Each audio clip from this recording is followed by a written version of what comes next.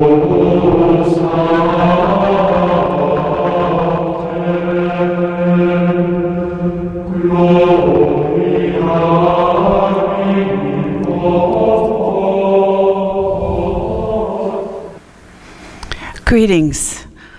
Once again, it is my privilege and really my honor and delight to bring you another presentation by our own Geoff Wood. Today, Geoff will be speaking on the Gospel of Mark, the Gospel that we will be hearing from until the end of this liturgical season. So once again, Geoff, thank you so much for sharing your great gift with us. And thank you, Father Jojo and Elizabeth, for making it possible that we come into everyone's home. May God bless you all. Geoff. Okay.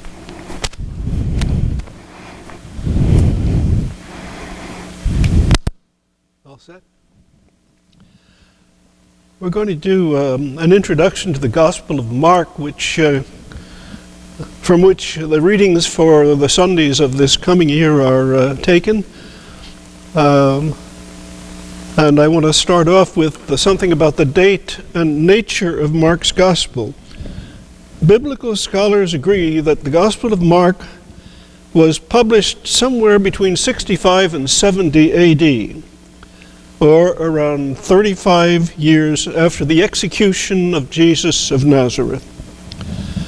Actually, the Gospel is an arrangement of remembered particular events and sayings of Jesus already used in the early church preaching and instruction, well honed into succinct expression with liberties taken, so that, as one biblical scholar has put it, Mark could pick up these episodes like seashells off a beach, worn away and colorful due to wind and sand, and arrange them on a clay vase, the result being a work of art as much as a revelation of what Jesus was all about.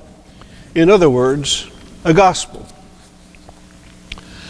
Later on, the Gospels of Matthew and Mark were similarly published using Mark's model, and then amplifying their works to 28 and 24 chapters respectively, compared to Mark 16.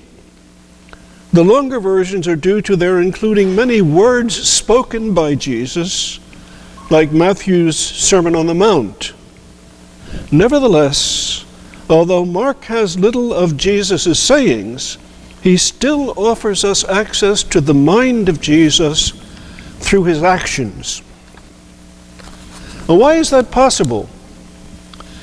Well, because Mark was not writing a biography of Jesus, a kind of stand-apart product that is simply informative, like Just the Facts Man, a mere record for posterity. For instance, in telling of cures performed by Jesus, neither Mark nor the other gospel writers were limiting them to evidence of Jesus' power back in those days. By the time the Gospels were written, the episodes had taken on a sacramental quality. Each healing episode could be about you in terms of its effect on your mind and soul. Far from Jesus only curing, for example, a paralytic 1985 years ago, whenever you read this episode intuitively today, you may be relieved of whatever paralysis, powerlessness you may currently be experiencing. You may be moved to pick up your own pallet and start walking. So the episodes in Mark and the other Gospels bring Jesus and the mind and power of Jesus ever closer to you personally. They become what the scholar Paul Ricoeur calls live metaphors, language made transformative. Now, I've divided this survey into Mark's Gospel into what I call the 4 C's. Cures, well, let's start. Calls, cures, controversy, and crescendo. themes that run through the text. Calls. In the very first chapter of Mark's Gospel, we find Jesus calling 4 fishermen, Simon, Andrew, James, and John, to leave their boats and nets and follow him. What does this episode say about the mind of Jesus? He may imagine his mission as a fishing expedition, not literally, but dramatically.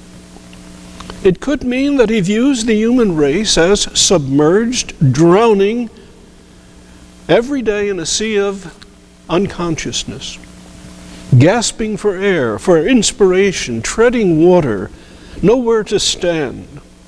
He may imagine them as needing to be hooked on something other than what they are usually hooked on, like the daily headlines. To be drawn into the fresh air of real freedom, to inhale God as a God of grace. Jesus, having in his memory as a Jewish rabbi the image of the Israelites of old coming out of the Red Sea at the time of the Exodus. Indeed, he may imagine his whole goal in life as drawing to the surface of reality all that lingers beneath that surface. Feelings of guilt, inferiority, fear, tendencies to deception, lies, looking askance rather than straightforwardly, dishonest, egocentric, all the things we do to dodge our way securely from one passing moment to another, fearful of raising one's head above water and being exposed. All the things we do to avoid truly living out in the wide open of grace and creation. And he hooks Simon, Andrew, James, and John.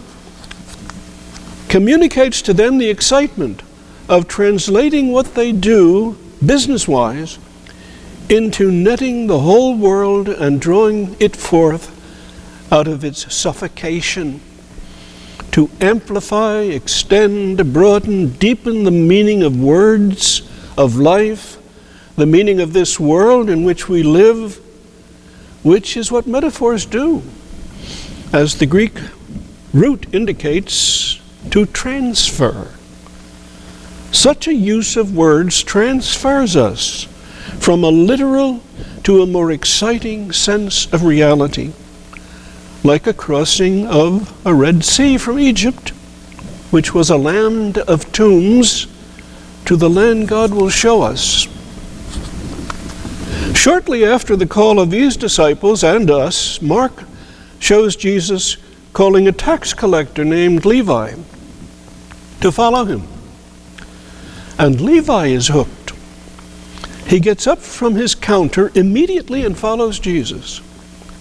In keeping with his fishing expedition, Jesus would draw Levi from being submerged or being benumbed by numbers, money, quantifying reality, reducing it to something to be tallied, adding, subtracting, losing touch with ordinary language, with poetry, subject to an imageless digital way of discourse, and as submerged, enticed to play tricks, to embezzle his way through life, acquiring a wealth capable of supporting parties for freeloaders, to the dismay of righteous Pharisees.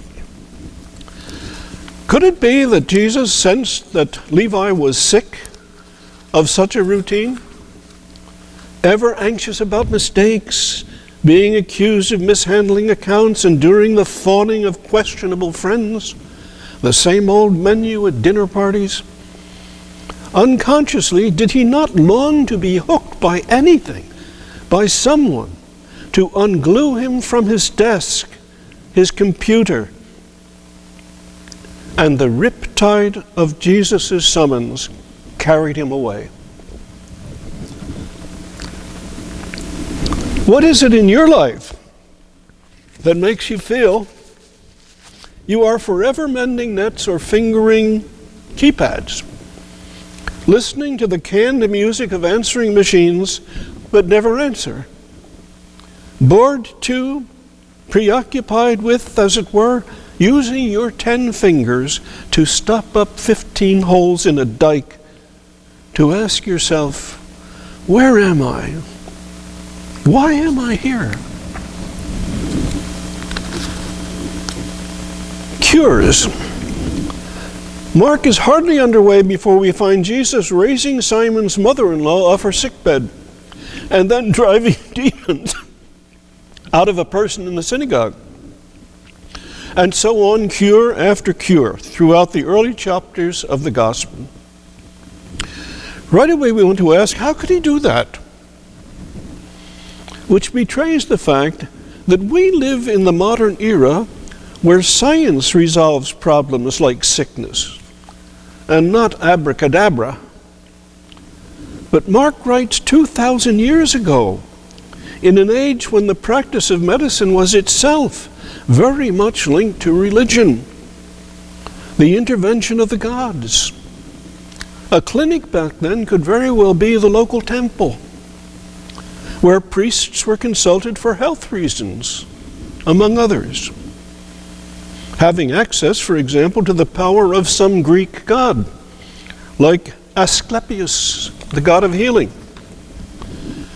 To expect Mark and others in those times to portray Jesus' healing by way of prescriptions, surgery, x-rays, psychoanalysis, injections, chiropractic, would be absurd.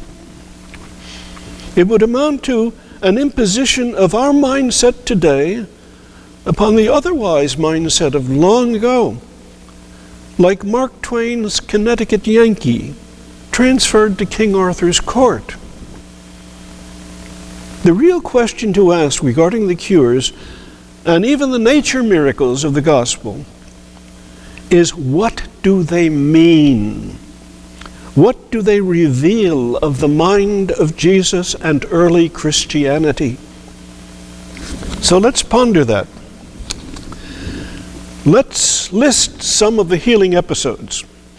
Initially, there is the cure of a leper, then of a paralytic, then of a man with a withered hand, then multiple cures. Then a bit later, the cure of a man possessed by a legion of demons, and then of a hemorrhaging old woman, then the raising of an adolescent girl from her sick bed or deathbed.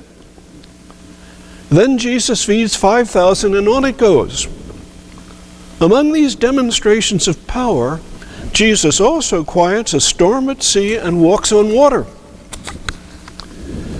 In an age when people were easily inclined to interpret unusual events, say like an earthquake or a coronavirus, as some supernatural origin, a blessing or a curse of the gods, whatever healing Jesus did would reveal him to be some kind of possessed of a godly background. Like rock stars today, he would be deluged with admiring, expectant crowds because of some kind of holy presence. But Mark is not presenting these events as crowd pleasers. He and the early church saw in them two things: the power of the word of Jesus, namely the good news, and the effect of that word that it can have on us in a deeper sense than physical. Leprosy. May we not feel like lepers in society? Convinced that something is wrong with us, that makes people turn away from us, feeling inferior, uneducated, easily put down. I think of all those modern commercials on TV every few seconds, like the hawkers of fraudulent patent medicines or tonics centuries ago that appeal to your feeling inadequate, not beautiful enough, too stout or too thin, out of shape. And if we are of a different pigmentation than others, fit to be isolated from the privilege of others, as in racism. We are quarantined. Indeed, we quarantine ourselves out of our low self-esteem. We even send out signals to avoid us on the anticipation that people will find us wanting in some way or other. We become antisocial by choice, protectively. Paralytic, tired, collapsed, laid low by so much straining to survive, immobile almost by choice as by physical weariness. Life is too much for us. We need a pallet to lie down. We need others to carry us for want of energy or hope. Or we judge ourselves to be sinners, not as good as others, ever falling short of the mark, which is what the Greek word for sin means. Withered hand, limp, loss of dexterity, unable to lift a hand to do what we should or would like to do, due to a depression of some sort, unable to grasp things, unwilling to grasp what's true, what's really real, unable to get a grip on life, on what we would like to be, and despised by the righteous for being such a wimp.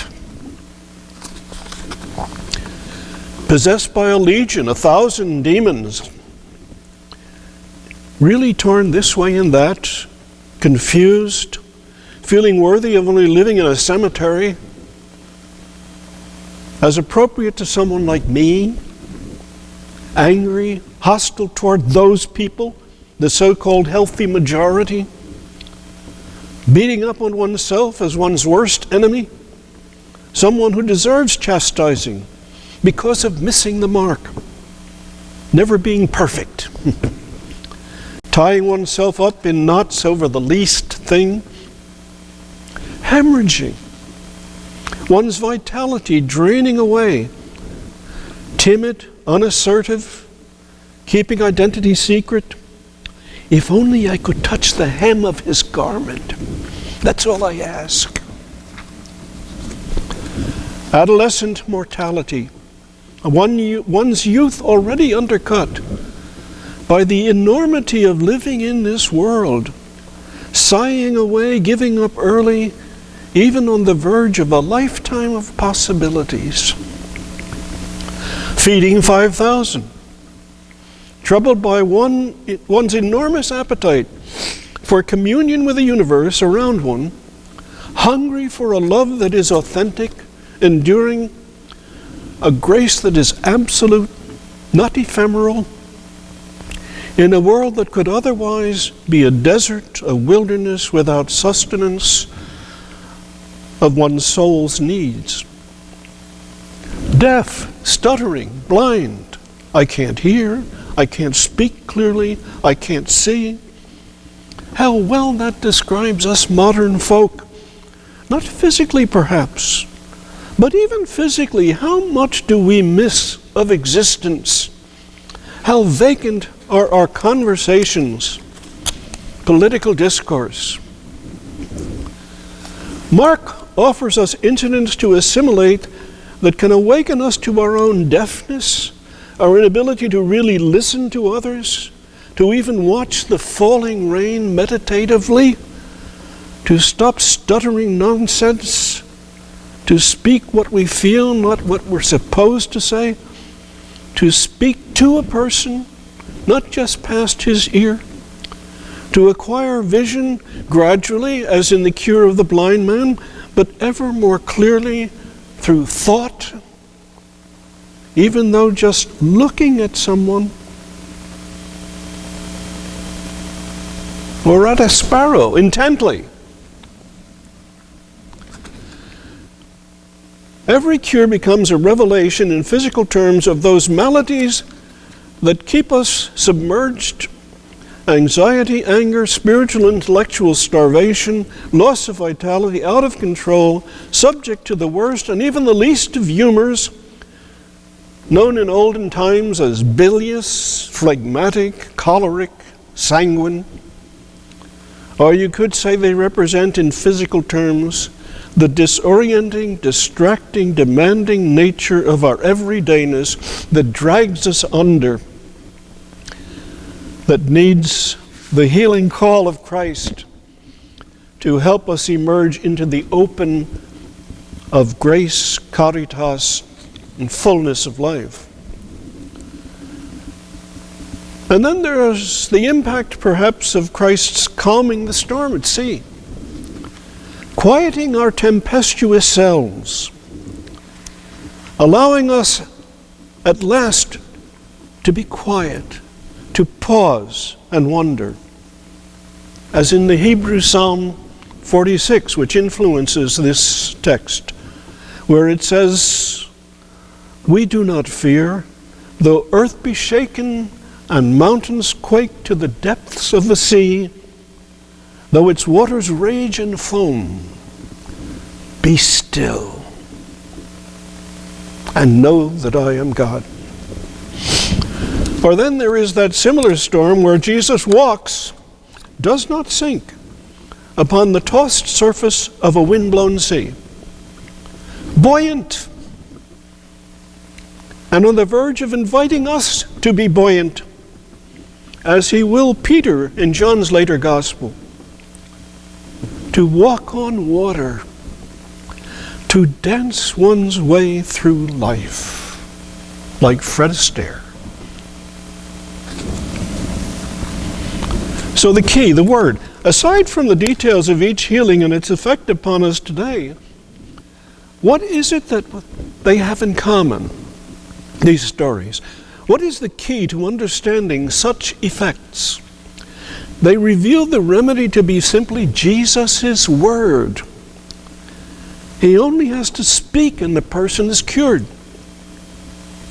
which in effect says it is his word, his gospel of grace, as the underlying power that summons nature and humanity to sprout like seeds sown, to rise, to live to the full, having depth and extension, despite our reluctance to grow, to flower, and to nourish.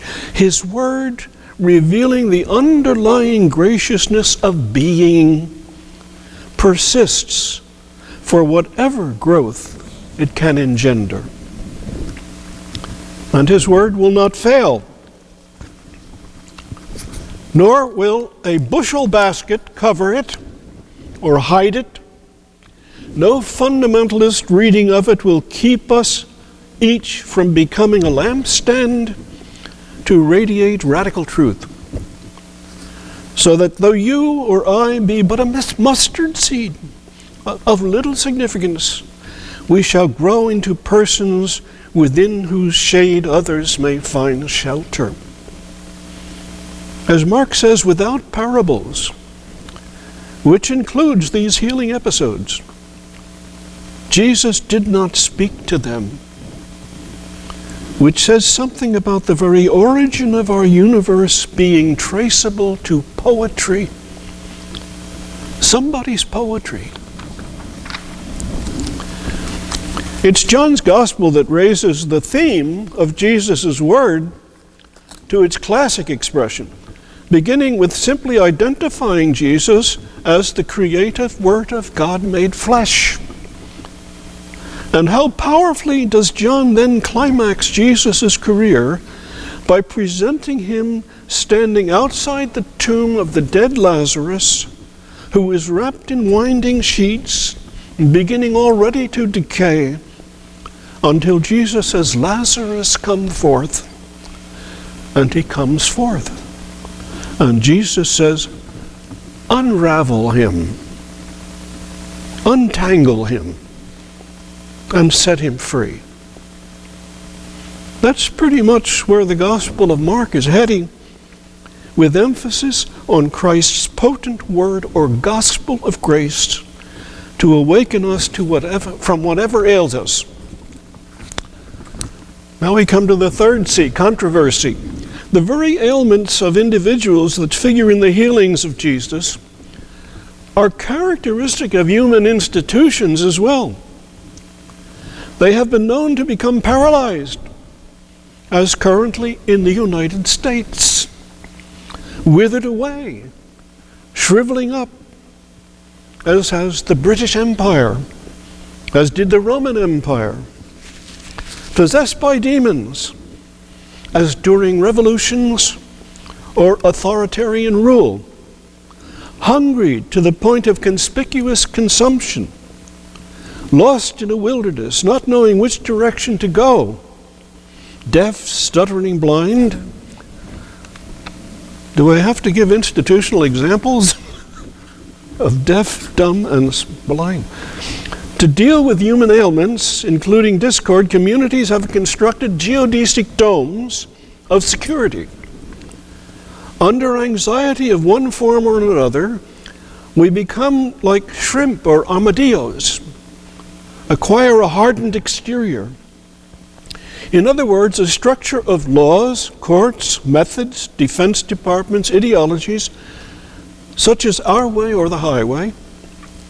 We go both defensive and offensive to conserve our existence to the point where even desiring to explore existence beyond our shell worries our institutions. And so it was when Jesus says things in Matthew's Gospel like, "Blessed are the meek. When someone strikes you on your right cheek, turn the other to him as well. If he presses you to go 1 mile, make it 2. Love your enemies." Interventions began.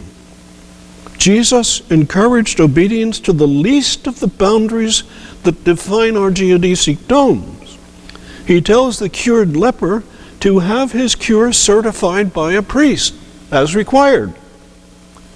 But he also summons us to see such boundaries as points of departure toward a more generous, daring, creative way of being, even to an excess that amplifies humanity rather than just restrains it. And this is what confronts Jesus in Mark. The maintenance men of the institutions react incrementally.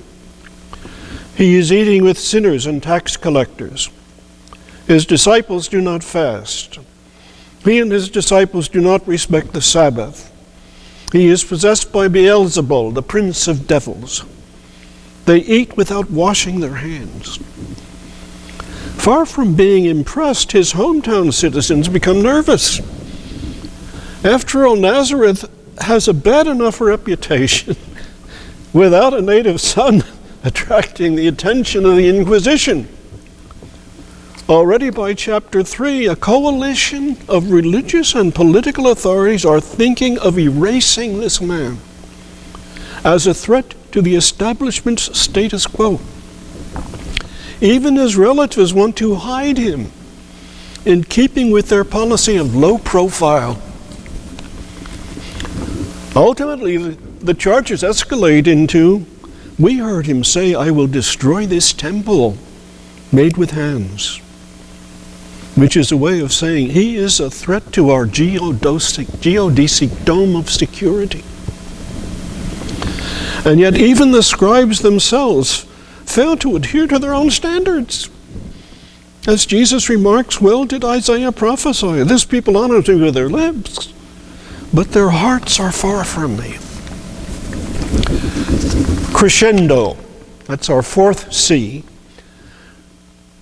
The give and take of Mark's gospel, or Godspell, allows that as Jesus expands his fishing expedition to draw humanity into the open air from under the spell of institutionalized anxieties, those institutions also tighten all the more to repress him, arrest, crucify, and bury him as a lawbreaker and heretic. But that does not prevent this Jesus from expanding evermore, even beyond an empty tomb, to gatherings around tables that perpetuate his presence and power.